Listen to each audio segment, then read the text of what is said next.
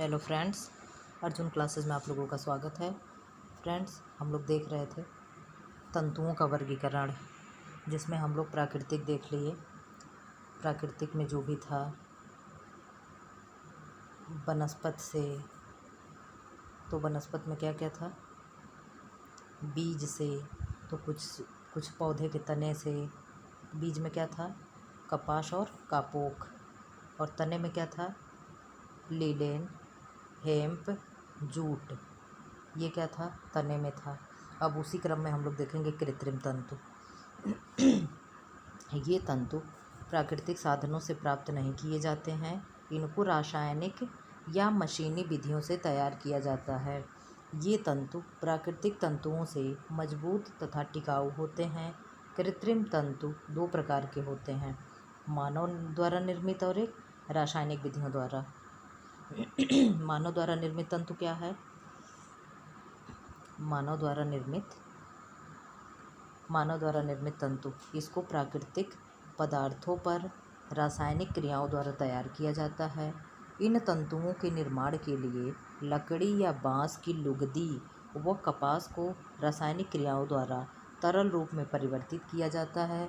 इसके पश्चात निर्माण की प्रक्रियाएं की जाती हैं। मानव द्वारा निर्मित तंतुओं में रेयान के निर्माण की प्रक्रिया निम्न है। रेयान कैसे बनता है, इसकी प्रक्रिया नीचे दी गई है, जिसको हम लोग देखने जा रहे हैं। लकड़ी या बांस की लुगदी व कपास को रासायनिक क्रियाओं द्वारा घोल में परिवर्तित करना।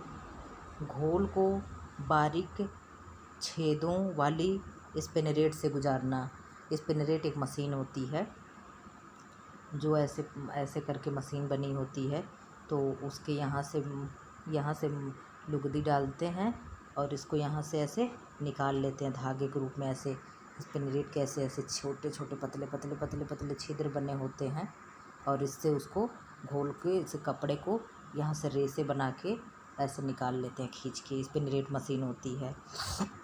स्पिनरेट से गुजारना, बारीक चमकदार धागा प्राप्त होता है। धागे को कृत्रिम विधि से सुखाया जाता है। रेयान 4 प्रकार के होते हैं। कौन कौन? Nitrocellulose rayon, cuprammonium rayon, acetate rayon, viscose Ryan.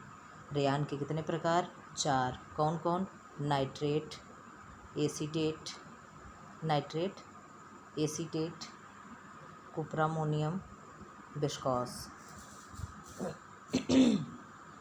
Viscous.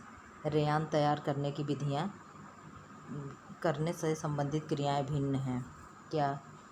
निम्न है। क्या? चमक को कम करना, रेयान के रेशों को आवश्यकतानुसार लंबाई देना व रंगना, परिष्कृत एवं परिसज्जा। रेयान तंतुओं की विशेषताएं, इसकी विशेषता क्या है? इसको अपने हिसाब से हम लोग लंबा या छोटा रख सकते हैं। इसको बहुत ज़्यादा ये चिकना होता है। रेयान तंतु की विशेषताएं क्या है? भौतिक गुण और संगठन इसका क्या है? रेयान में सेलुलोज मुख्य रूप से उपस्थित होता है। पूछता है किसमें सेलुलोज होता है, तो किसमें होगा? रेयान में। रेयान में सेलुलोज होगा। अणुवीक्षणीय क्या है? विस्कोस रेयान के तंतु में धागे के समान घुमावदार व चमकदार धारियाँ पाई जाती हैं। इसको अगर हम लोग मशीन से देखते हैं तो देखने पे कैसा प्रतीत होता है? धागे घुमावदार होते हैं, ऐसे घुमावदार होते हैं, चमकदार होते हैं और धारीदार दिखाई देती है। लंबाई क्या होती है? लंबाई इसको आवश्यकता अनुसार बनाया जा सकता है। छोटे स्टेपल की ज़रूरत है तो स्टेपल, और फिलामेंट की ज़रूरत है तो फिलामेंट, हम अपने हिसाब से इसको बना सकते हैं। मजबूती क्या है? रेयान का तंतु अन्य प्राकृतिक तंतुओं से कमज़ोर होता है। ये क्या होता है? कमज़ोर होता है। प्रतिस्कंदता क्या होता है? इसके तंतु पर अधिक दबाव देने पर यह कमज़ोर पड़ जाता है, मतलब प्रतिस्कंदता का अभाव पाया जाता है। ताप संचालन क्या है? रेयान ताप का अच्छा चालक है, अतः यह शीतल रहता है। गर्मी में इसका उपयोग अच्छा रहता है। ये देखिए, इसका अनुदैर्ध्य रूप है, और ये क्या? अनुप्रस्थ काट है। किसका? रेयान का।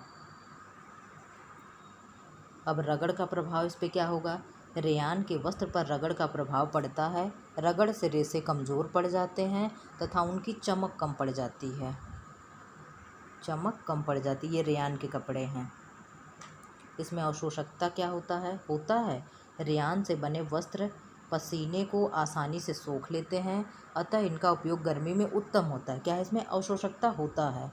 सूखे ताप का प्रभाव, रेयान तंतु अत्यधिक ज्वलनशील होता है, अतः इस पर गर्म आयरन नहीं करना चाहिए। इसको किचन में पहन के नहीं काम करना चाहिए। किचन में काम करते समय किसका कपड़ा पहनना चाहिए? तो लीलन का कपड़ा पहनना चाहिए। लीलन का कपड़ा उत्तम होता है। अगर लीलन नहीं है तो कॉटन, लीलन नहीं है तो कॉटन, अगर लीलन है तो प्योरिटी क्या होगी? लीलन की होगी।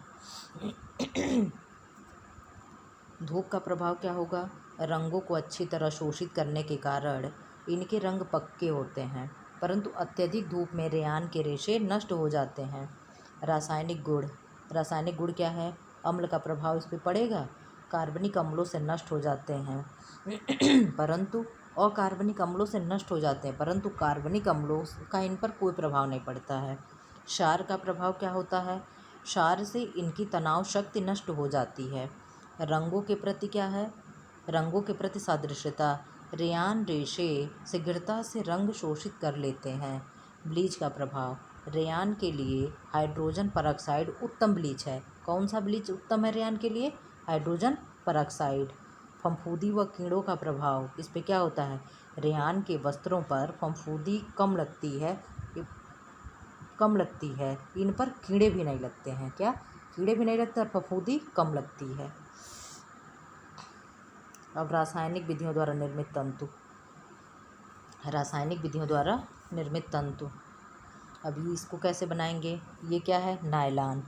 रासायनिक तंतुओं के निर्माण में अनेक प्रकार के तंतु निर्माण योग्य पदार्थों का रासायनिक क्रिया की जाती है। नायलॉन, नायलॉन मानव निर्मित तंतु है। इसके निर्माण में निम्न प्रक्रियाएं आती हैं, जैसे रासायनिक विधियों से हेक्सेन, मेथिलीन, डायमीन व एडिपिक एसिड का निर्माण किया जाता है। उपयुक्त पदार्थों में के संयोग से नायलॉन लवण प्राप्त होता है। नायलॉन लवण को कई प्रक्रियाओं के पश्चात फ्लैक्स बना लेते हैं। फ्लैक्स को पिघलाकर गाढ़ा घोल बना लिया जाता है। स्पिनरेट के बारीक छिद्रों से इसे निकाला जाता है। रेशे हवा के संपर्क में आकर कड़े हो जाते हैं। इन रेशों को कंडीशनर से गुजारा जाता है। कंडीशनर से क्यों गुजारा जाता है? हमारे बाल जब कड़े हो जाते, रूखे हो जाते हैं, तो हम लोग शैम्पू करने के बाद क्या करते हैं? कंडीशनर लगाते हैं। तो उसी कड़े रेशे को मुलायम करने के लिए कंडीशनर से गुजारा जाता है। नायलॉन की विशेषताएं देखने क्या है? भौतिक गुण और संगठन क्या है इसका? यह एक रासायनिक रेशा है। इसमें कार्बन, हाइड्रोजन, नाइट्रोजन, ऑक्सीजन के समूह के रूप में होते हैं।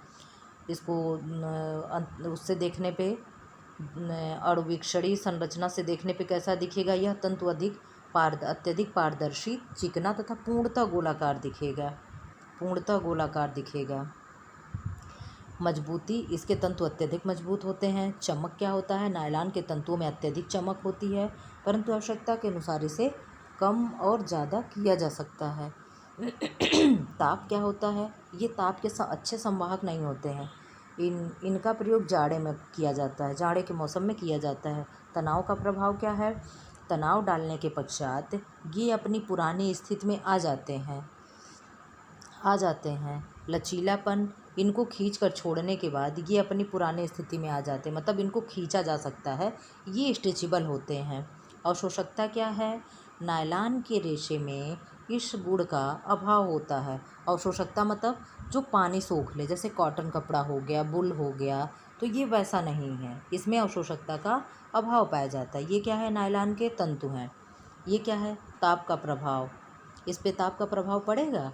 नायलॉन तंतु जलते ही नहीं बल्कि पिघल जाते हैं। क्या ये जलते नहीं हैं?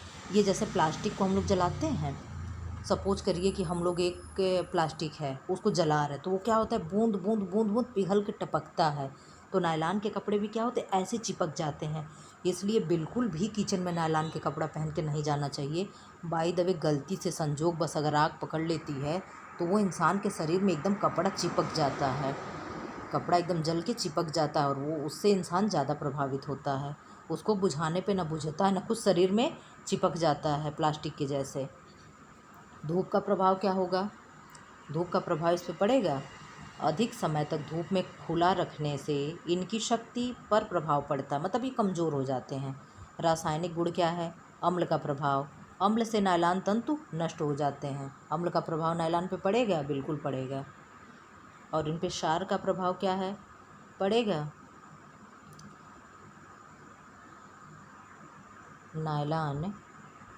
नायलॉन के तंतु पर क्षार का कोई प्रभाव नहीं पड़ता है। अक्सर ये देख रहे हैं जिस पे अम्ल का प्रभाव है उस पे क्षार का प्रभाव नहीं, और जिस पे क्षार का है उस पे अम्ल का नहीं है। ब्लीच का प्रभाव क्या है, नायलॉन के रेशों के लिए हाइड्रोजन परऑक्साइड सबसे अच्छा ब्लीच है। कौन सा ब्लीच है, हाइड्रोजन परऑक्साइड। रंगों का प्रभाव, नायलॉन के रेशे सभी प्रकार के रंग में रंग जाते हैं। फफूंदी व कीड़े का प्रभाव, नायलॉन के रेशों पर फफूंदी व कीड़े नहीं लगते हैं।